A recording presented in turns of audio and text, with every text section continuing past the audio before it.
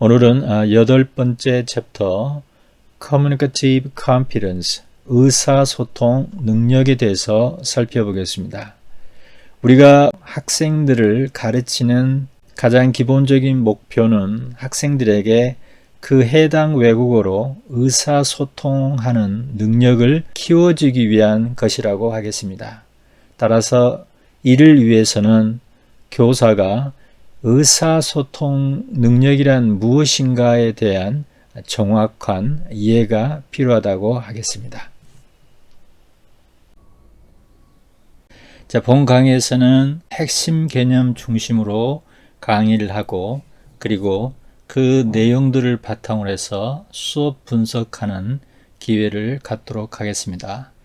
자, 첫 번째 섹션에서는 우리가 의사소통 능력이라고 했을 때 그 의사소통의 능력이란 무엇인가 라는 측면에서 살펴보는 섹션이 되겠습니다. 첫 번째로 빅스와 칼프가 있는데요. 의사소통 능력을 크게 두 가지로 개인 간에 주고받는 의사소통의 능력과 그리고 인지적, 학술적 측면에서 의사소통하는 능력, 이 두 가지로 구별한다고 보면 되겠습니다. 이어서 의사소통 능력을 말할 때 가장 많이 이용하는 카넬과 스와인의 개념을 살펴보겠습니다.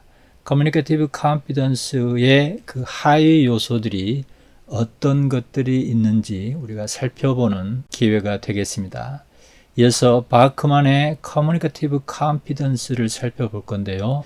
언어를 평가하는 측면에서 참고할 수 있는 의사소통 능력의 개념이다 라고 할 수 있겠습니다. 이어서 의사소통 능력에서 가장 중요한 펑션에 대해서 살펴보는 섹션이 되겠는데요. 첫 번째 스피치 액트는 화행이라고 할 수 있겠는데요. 화행이라고 하는 의미는 언어에 수행하는 측면, 언어를 행하는 측면을 강조한 개념이라고 하겠습니다.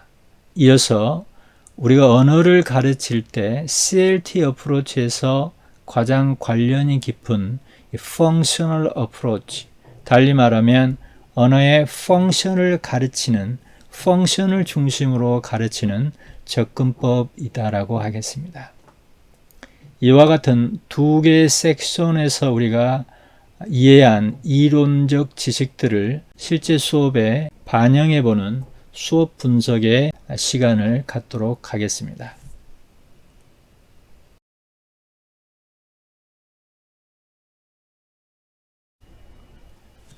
자, 첫 번째 섹션입니다. Defining Communicative Competence. 자, 우리가 의사소통 접근법에서 말하는 의사소통 능력이라는 것은 하임즈라는 학자에서 1970년대에 제기되었다라고 할 수 있겠는데요. 그 이전에 이와 유사한 개념은 첨스키가 사용했던 그 컴피던스 개념인데요.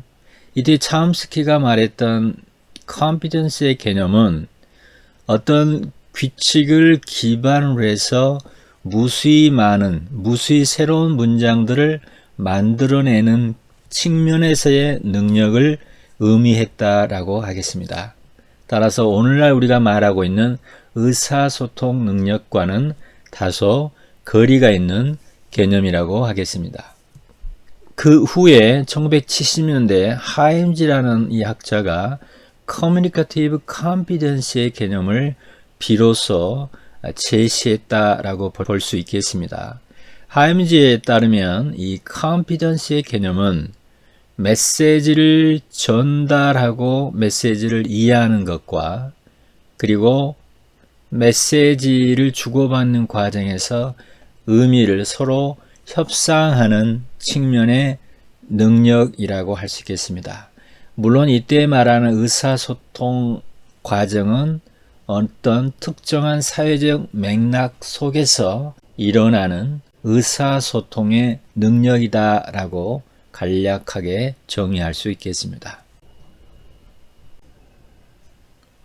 자, 앞서 설명한 이러한 의사소통 능력이라는 것은 어떠한 요소들을 포함하고 있는가라는 측면에서 보겠습니다.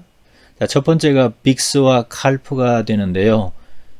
이때 빅스의 개념은 개인 간의 의사소통을 하는 능력 이렇게 정의할 수 있겠고, 반면에 칼프는 인지적이면서 학술적인 언어 능력이라고 정의할 수 있겠습니다. 달리 말하면 빅스라는 것은 개인의 생활 속에서 어떤 특정한 펑션을 달성하기 위해서 언어를 사용할 줄 아는 능력이라고 할 수 있겠습니다. 이때 펑션의 개념은 우리가 언어를 크게 세 측면에서 보게 되면 form, meaning, function이 되는데, 이때 function의 의미는 어떤 사회적 맥락 안에서 말하는 사람의 의도라고 할 수 있겠습니다.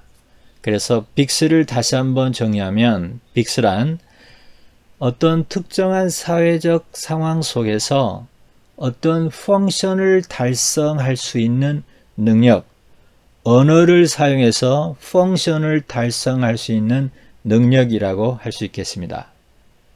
반면에 칼프는 교육이라는 환경 속에서 어떤 과제나 어떤 활동을 할 때 언어를 사용해서 의사를 전달하고 메시지를 전달하고 정보를 전달하는 능력이다라고 할 수 있겠습니다. 그래서 이 칼프는 교실에서 학생들이 사용하는 그 언어가 일종의 칼프다라고 할 수 있겠습니다. 자, 이러한 빅스와 칼프의 특징을 간략하게 다시 한번 정리해 보겠습니다. 자, 빅스라는 이 능력은 대체적으로 사교적인 의사 교환을 할 수 있는 능력이고, 동료나 친구 사이에 이런 능력이 요구되고, 그리고 비공식적인 상황에서 언어를 사용하는 능력이다라고 하겠습니다. 또한 이 빅스의 특징은 슬랭이 많이 포함되어 있고, 그리고 두 사람만이 아는 어떤 은유적 표현이 많이 포함되어 있다라고 할 수 있겠습니다. 반면에 칼프라는 이 언어 능력은 교육 상황에서 이해하고 그리고 표현하는 능력이다라고 할 수 있겠습니다. 바꿔 말하면 교실에서 일어나는 모든 활동, 과제에서 사용되는 그 언어들을 이해하고 표현할 줄 아는 능력이라고 할 수 있겠습니다. 자, 또 다른 측면에서 의사소통 능력을 우리가 구별해 보면, 자, 컨텍스트가 포함된 의사소통이 있고, 그리고 컨텍스트가 배제된 의사소통이 있다라고 하겠습니다. 이때 컨텍스트가 포함됐다는 이 부분은 대체적으로 빅스와 관련되어 있고, 컨텍스트가 배제된 의사소통은 칼프와 연관되어 있다라고 보면 되겠습니다. 계속해서 의사소통 능력이란 무엇인가 라는 측면에서 보겠습니다. 카넬과 스와인은 1980년대에 의사소통이란 무엇인가 라는 차원에서 그 의사소통 능력의 4가지 요소를 제안합니다. 그 첫 번째가 grammatical competence, 두 번째가 discourse competence, 세 번째가 social linguistic competence, 네 번째가 strategic competence. grammatical 그리고 discourse를 linguistic 시스템과 연관되어 있다고 할 수 있겠고, 아래 세 번째, 네 번째는 의사소통과 관련되어 있다라고 하겠습니다. 의사소통 능력을 이렇게 4가지로 구별할 수 있다는 것의 시사점은 우리가 학생들에게 의사소통 능력을 키우기 위해서 무엇을 가르쳐야 되는가에 대한 시사점을 주고 있다고 할 수 있겠습니다. 즉, 학생들에게 이러한 부분들을 가르쳐야 된다라는 시사점이 되겠습니다. 이제 하나하나씩 구체적으로 살펴보겠습니다. 자, 첫 번째 grammatical competence는 문장 수준의 언어 지식이다라고 할 수 있겠습니다. 즉 문장을 구성하는 어휘, 그리고 문장을 구성하는 규칙 등을 모두 포함하는 지식이라고 할 수 있겠습니다. 이때 지식이라는 개념은 능력이라는 개념과 같다고 보면 되겠습니다. 한마디로 요약하면 grammatical competence는 문장을 이해하고 문장을 표현할 수 있는 능력이라고 하겠습니다. 이어서 두 번째 discourse competence는 문장보다는 범주가 더 큰 discourse, 담화 수준의 능력이다라고 하겠습니다. 담화라는 것은 여러 개의 문장들이 서로 연관되어 있는 하나의 덩어리이기 때문에 그 덩어리들을 이해하고 표현할 줄 아는 능력이다라고 하겠습니다. 이어서 세 번째 Social Linguistic Competence는 말 그대로 소시오, 어떤 사회적 맥락 안에서의 언어적 지식, 바꿔 말하면 사회적 맥락 안에서 사용되는 언어에 대한 지식, 능력이라고 하겠습니다. 그래서 이 능력은 사회적 맥락 안에서 어떤 언어를 사용해야 되는지 그리고 어떻게 사용해야 되는지를 아는 능력이다라고 하겠습니다. 예를 들어 보면 한국어를 외국어라고 가정해 보면 사람이란 단어는 인간이라는 단어와 의미가 같죠. 그런데 인간이란 단어와 사람이란 단어는 맥락에 따라서 사용할 수 있고 없고가 결정된다고 하겠습니다. 사람들이 많다라는 의미와 인간들이 많다라는 의미는 개념적으로는 같지만 사회적 맥락 측면에서 보면 인간들이 많다라는 이 표현은 적절하지 않는 표현이라고 할 수 있겠습니다. 그래서 이 인간들이 많다라는 이 표현을 어떤 사회적 상황 속에서는 사용해서는 안 되는 거죠. 그것을 아는 능력이 바로 Social Linguistic Competence라고 하겠습니다. 이어서 Strategic Competence, 전략적 능력이 되는데요. 여기서 말하는 전략적 능력이라는 것은 대화가 단절되거나 대화가 중지되는 상황에서 언어적 혹은 비언어적인 수단을 통해서 대화를 계속 이끌어가는 능력을 바로 이 전략적 능력이라고 하겠습니다. 이런 Communicative Competence의 개념에 대해서 나중에 몇몇 학자들이 조금은 다른 견해를 내놓게 됩니다. 그 중에 대표적인 사람이 바크만의 Language Competence가 되겠습니다. 혹은 Language Ability라고 이름을 붙이는데요. 이때 Language Competence는 바크만에 따르면 Organization Competence와 Pragmatic Competence로 먼저 구별을 합니다. 자, Organization Competence라는 것은 문장이나 담화를 구성하는 능력, 문장이나 담화를 만들어내는 능력이라고 할 수 있겠고, 두 번째 Pragmatic Competence는 그 문장이나 그 담화를 사용할 줄 아는 능력이라고 하겠습니다. 다시 Organization Competence는 Grammatical Competence와 Textual Competence, 이 둘의 개념은 우리가 앞서 논의했던 카넬과 스와인의 개념과 같다고 하겠습니다. 바크만도 Grammatical Competence는 문장과 관련된 능력으로 봤고, Textual, 이름만 바꿨죠. Textual Competence는 문장들을 연결하는 능력, 다시 말하면 담화를 만들어내는 능력으로 정의를 하고 있다고 보면 되겠습니다. 이제 카넬과 스와인과 조금 다른 측면이 바로 이 Pragmatic Competence가 되는데요. 앞서 논의했던 Social Linguistic Competence를 두 가지로 Illocutionary Competence와 Social Linguistic Competence로 나누고, 카넬과 스와인의 Strategic Competence는 바크만은 제외를 시켰습니다. 그래서 소셜 링귀스틱의 개념은 그 사회적 맥락 안에서 공손함, 격식을 차리고 운유적인 표현이고 또 그 영역이나 그 분야에서 쓰이는 언어들을 사용할 줄 아는 능력, 그리고 문화적 측면에서 언어를 사용할 줄 아는 능력들을 Social Linguistic Competence라고 정의하고, 추가적으로 Illocutionary Competence는 어떤 의도된 의미를, 펑션이 되겠죠. 펑션을 수행하고 이해할 줄 아는 능력이라고 정의하고 있습니다.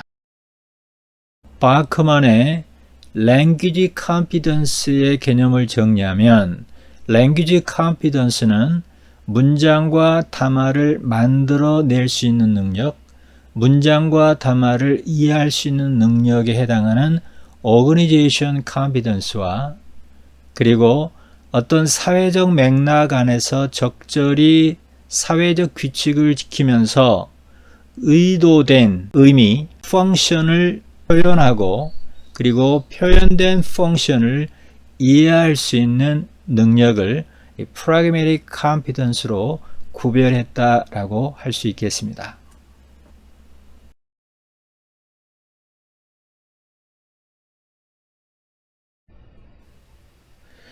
이어서 두 번째 섹션이 되겠습니다. Language Functions. 자, 여기서 펑션이라는 개념부터 정리하고 가죠. 펑션의 개념은 우리가 언어를 사용해서 이루려고 하는 목적이라고 간략하게 정의할 수 있겠습니다. 즉, 언어의 의도된 의미라고 할 수 있겠습니다. 그럼 이걸 좀 더 우리가 구체적으로 이해하기 위해서 아래 그림을 먼저 보겠습니다. 자, 우리가 언어를 말할 때 세 가지 측면에서 우리는 살펴볼 수 있겠습니다. 첫째, form, meaning, function이 되는데요. 이때 form이라는 것은 소리 언어 혹은 문자 언어를 모두 포함하는 것이라고 할 수 있겠고, 그 form에는 나름대로 규칙들이 존재하게 되죠. 그래서 그 규칙까지를 모두 포함하는 개념이다라고 볼 수 있겠습니다. 따라서 우리가 언어를 배운다는 것은 이 폼을 배운다라고 생각하면 되겠습니다. 이러한 폼에는 항상 그 의미가 있게 되는데요. 예를 들면 어떤 단어의 의미가 있고 어떤 구의 의미가 있고 어떤 문장의 의미가 있습니다. 그래서 이때의 미닝은 문자적 의미라고 할 수 있겠습니다. 반면에 펑션이라는 것은 사회적 맥락 안에서 그 폼의 의도된 의미라고 할 수 있겠습니다. 그래서 위에서 다시 언급된 부분을 되새겨 보면 펑션이라는 것은 어떤 사회적 맥락 속에서 그 언어가 갖고 있는 기능, 목적이라고 정의할 수 있겠습니다. 예를 하나 들어보겠습니다. Esprit hot라는 이 폼의 의미는 매우 덥다라는 한국어로 번역이 가능하죠. 그런데 이 폼을 더운 여름날 교실이라는 컨텍스트 속에서 사용하게 되면 이 폼의 의도된 의미는 창문을 열어달라든가 에어컨을 켜달라는 의미가 될 수 있겠죠. 혹은 이 폼을 무더운 여름날 집에 들어가면서 엄마에게 아이가 하는 말이라면 그때 이 폼의 펑션은 시원한 물을 달라든가 등의 펑션이 있다라고 할 수 있겠습니다. 따라서 언어를 배운다는 것은 폼을 배우는 것이고, 우리가 CLT 입장에서는 그 폼을 사회적 맥락에서 펑션을 달성하면서 배우는 것이라고 할 수 있겠습니다. 자, 그러면 계속해서 펑션에 관해서 두 가지 측면에서 설명이 되겠습니다. 첫 번째는, 펑션은 폼을 사용하지 않고는 성취할 수 없다라는 설명이 되는데요. 이때 폼의 개념은 문자소, 단어, 문장 규칙, 담화 규칙, 그리고 문장이나 담화를 만들어내는 데 필요한 지식들을 다 이 폼이라고 할 수 있겠습니다. 이러한 폼을 사용하지 않고는 펑션을 성취할 수 없다라는 설명이 되는데요. 우리가 언어를 배우기 전에는 펑션을 전혀 수행할 수 없나요? 그러지는 않죠. 배고프거나 덥거나 등등의 상황에서 아이들은 울거나 혹은 보채거나 비언어적 방법을 통해서 나름대로 펑션을 수행합니다.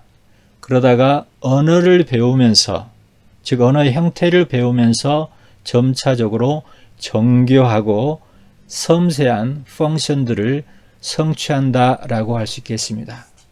그러면 이 두 가지 질문에 대해서 한번 간략하게 답변을 해보도록 하죠. 첫째, 언어를 배우는 목적은 무엇인가? 가장 기본적인 관점에서 우리 인간은 언어를 배우는 목적은 정교한 펑션을 수행하기 위해서 언어를 배운다라고 할 수 있겠습니다. 두 번째, 언어, 특히 모국어는 어떻게 어떤 과정으로 습득되는가 라는 측면에서 보면 여기서 설명한 바와 같이 우리가 모국어를 배울 때는 펑션을 성취하면서 펑션을 수행하면서 언어를 배우고 그 펑션을 수행하는 과정을 통해서 언어가 점점 더 발달한다라고 할 수 있겠습니다. 그러면 첫 번째에서 중요한 키워드는 바로 언어 학습, 언어 교육에 있어서 펑션의 중요성을 시사한다라고 할 수 있겠습니다. 우리 언어 교수 방법 중에서 이 펑션을 중요시하는 교수 접근법이 바로 CLT, 의사소통 접근법이라고 할 수 있겠습니다.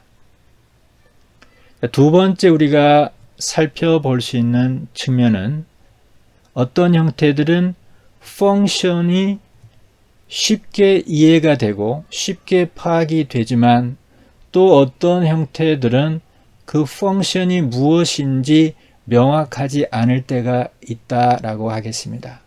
왜 그런가 하면요. 기본적으로 펑션이라는 것은 앞에서도 설명한 바와 같이 사회적 맥락 안에서 그 펑션이 명확해지기 때문에 사회적 맥락이 주어지지 않을 때 그 폼은 펑션이 뭔지에 대해서는 명확하지 않을 수 있다라는 의미가 되겠습니다.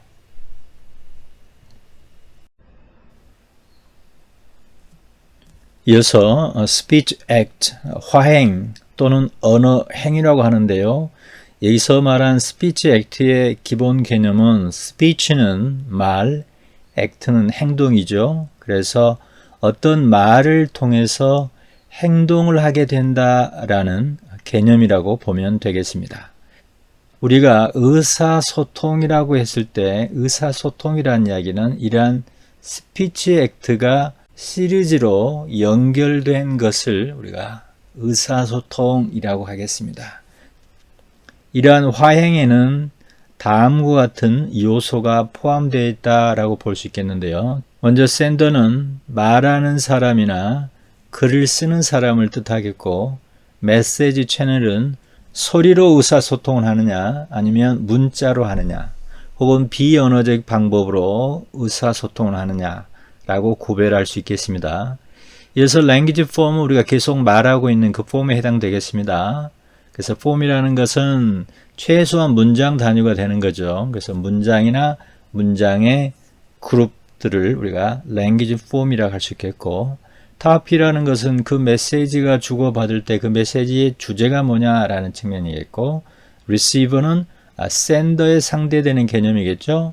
그래서 듣거나 읽는 사람을 뜻하겠고, 그 다음 커뮤니케이션에서 매우 중요한 요소이죠. context, 장소와 시간과 상황, 이런 등등이 바로 스피치 액트, 화행의 중요한 요소라고 할 수 있겠습니다. 따라서 우리가 어떤 의사소통을 한다는 것은 이러한 요소들을 담고 있다라고 볼 수 있겠습니다. 자, 이러한 스피치 액트, 화행이라는 것은 세 가지의 의미가 있다라고 우리가 생각할 수 있겠습니다. 달리 말하면 우리가 어떤 발화를 했을 경우에 그 발화를 세 가지 의미로 분석할 수 있겠다라고 할 수 있겠습니다. 첫 번째가 locutionary, 두 번째가 illocutionary, 세 번째가 perlocutionary가 되는데요. 자, 먼저 locutionary라는 것은 문자적 의미, 즉 글자 그대로의 의미라고 할 수 있겠습니다. 두 번째 illocutionary는 의도된 의미라고 할 수 있겠습니다.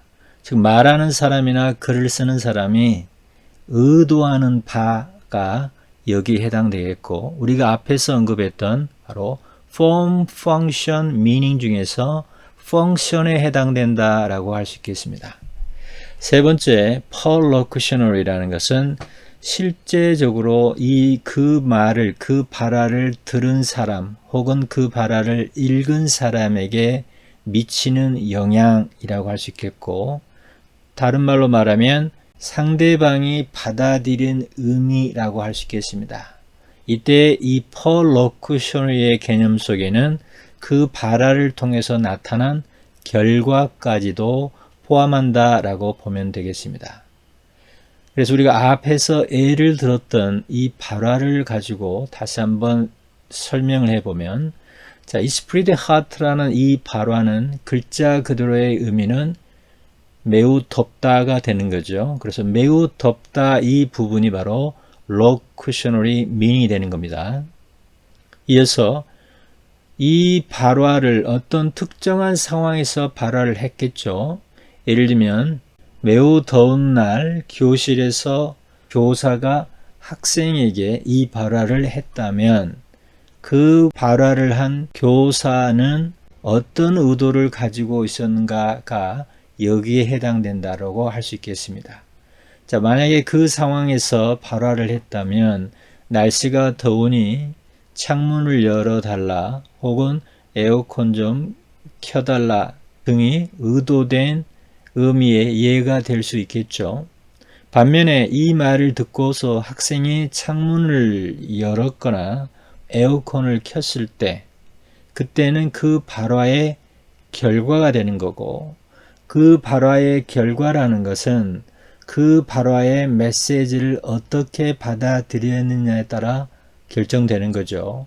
그래서 이 발화를 들은 학생이 선생님의 의도를 문을 열어달라라는 의도로 해석해서 그 문을 열었다면 그 문을 연 것은 perlocution으로 해당되겠고, 또한 그 받아들인 그 의미도 바로 perlocutionary가 되겠습니다. 간략하게 정리하면 우리가 어떤 특정한 발화의 의미는 글자 그대로의 의미, 그 발화를 하는 사람이 의도한 의미 또는 의도한 목적, 그리고 그 발화가 초래한 결과 혹은 그 발화가 이해된 의미라고 할 수 있겠습니다. 앞에서 설명했던 illocutionary meaning에 대해서 다시 한번 정리해보면, 어떤 utterance, 발화의 의도된 목적 혹은 말하는 사람의 의도된 의미를 우리가 illocutionary meaning이라고 하겠습니다. 이 illocutionary meaning을 다른 용어로 설명하면 function이 되겠습니다. 이때 이 function이라는 것은 언어의 세 가지 측면에서 논의할 때 form, meaning, function 있었죠. 그 function에 해당되는 개념이라고 보겠습니다. 따라서 우리가 언어를 가르친다는 것은 form을 가르치는 것이고, 그 form을 가르치는 목적은 학생들로 하여금 어떤 사회적 맥락 안에서 function들을 수행할 수 있도록 하는 것이 그 목적이라고 할 수 있겠습니다. 자, 과거에는 언어를 가르칠 때 폼에 중심을 두고 가르쳤다면, 최근에 와서는 펑션에 중심을 두고 언어를 가르치는 접근법이 우세하다라고 하겠습니다. 이런 펑션에 중심을 두고 가르치는 교수 방법을 우리가 functional approach, 좀 더 큰 개념으로 설명하면 의사소통 중심 접근법이라고 하겠습니다. 이러한 펑션의 예들을 살펴보면 사과하기, 불평하기, 희망하기, 제안하기, 명령하기, 도움 요청하기, 수정하기, 충고하기, 일상적인 대화 나누기 등과 같은 펑션들이 있는데 이 펑션들을 수행하기 위해서 폼을 배운다라고 하겠습니다. 우리가 최근에 나온 교재들을 살펴보면 교재 목차에 특히 일상 회화를 가르치는 외국어 학습 교재를 보게 되면 목차에 인사하기, 자기소개하기, 사과하기, 애약하기 등과 같은 펑션들로 이루어진 것을 볼 수 있겠습니다. 따라서 이러한 펑션 중심으로 목차를 만든 교재들은 펑셔널 어프로치 관점에서 만든 교재라 할 수 있겠고, 더 나아가서는 더 큰 개념으로 말하면 의사소통 중심 교수법의 교재들이다라고 할 수 있겠습니다. 두 번째 우리가 기억해야 될 부분은 폼과 펑션의 관계가 되겠습니다. 하나의 폼에는 사회적 맥락에 따라서 여러 펑션이 가능하고 또 한 가지 펑션을 수행하기 위해서는 여러 형태의 폼들을 사용할 수 있다라는 측면이 되겠습니다. 따라서 똑같은 펑션을 수행하는 데 있어서도 학습자의 언어 수준에 따라서 다른 언어 형태를 가르치는 측면이 필요하다라고 할 수 있겠습니다.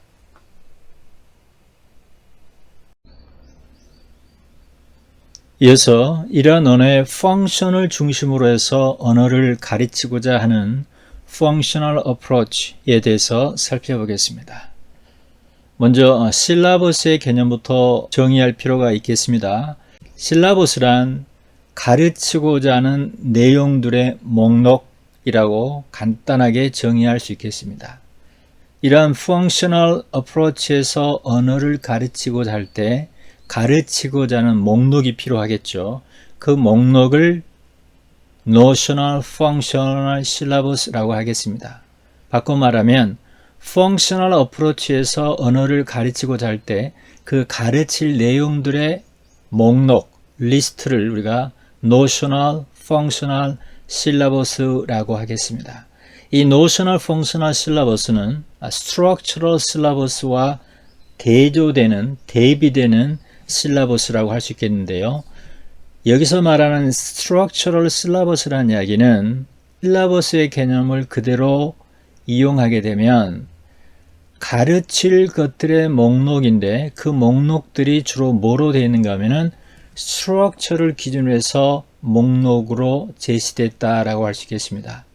예를 들면 명사, 대명사, 부정사, 동명사, 분사, 가정법 등등으로 목록을 만드는데 그 목록의 기준이 바로 스트럭처라고 할 수 있겠습니다.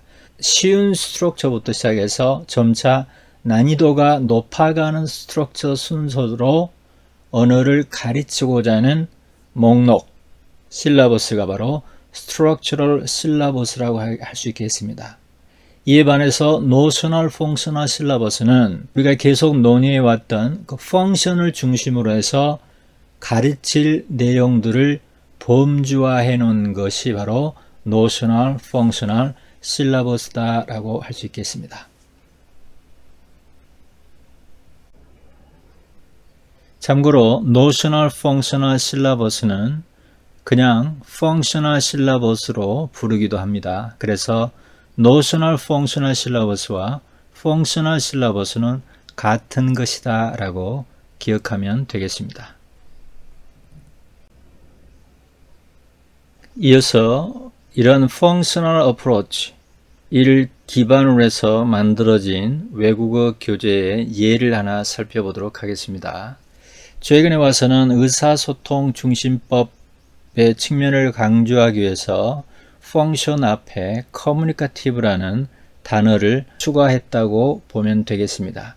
이런 Communicative Function을 수행하는 것을 목적으로 만들어진 교재의 예를 하나 살펴보면, 영어 초급 교재라고 할 수 있겠는데요. 이 교재의 목차를 보면 자기소개하기, 개인정보 알려주기, 초대를 확인하고 거절하기, 메뉴를 보고 주문하기, 길 안내하기, 여행 예약하기, 이런 등의 펑션을 중심으로 해서 교제가 이루어져 있다라고 할 수 있겠습니다. 우리가 또 하나 기억해야 될 부분은 이러한 펑션 중심의 교제에서도 언어의 형태를 가르치는 것이 하나의 중요한 목적이기 때문에 그 교재 안에 각 챕터들 속에 각 단원들 속에는 이렇게 다양한 활동들이 포함되어 있다라고 하겠습니다.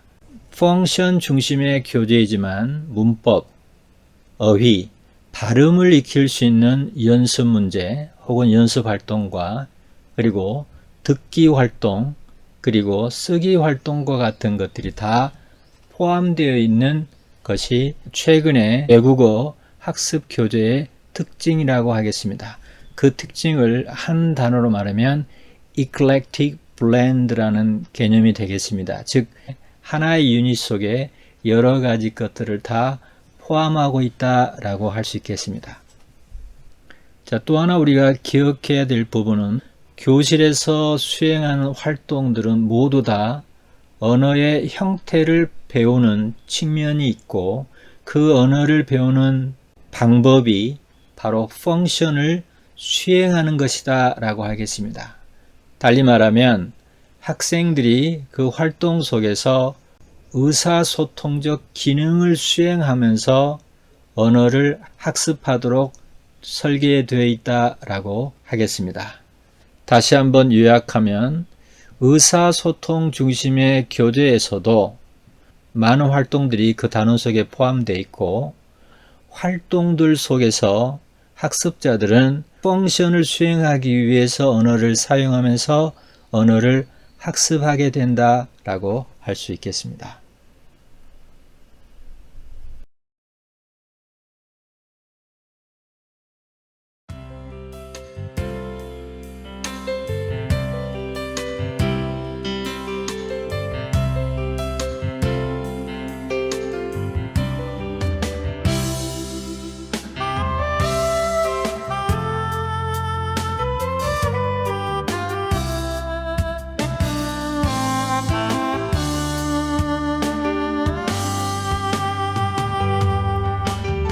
예, 이상으로 8번째 챕터 Communicative Competence 의사소통 능력에 대한 강의를 마치겠습니다. 수고하셨습니다.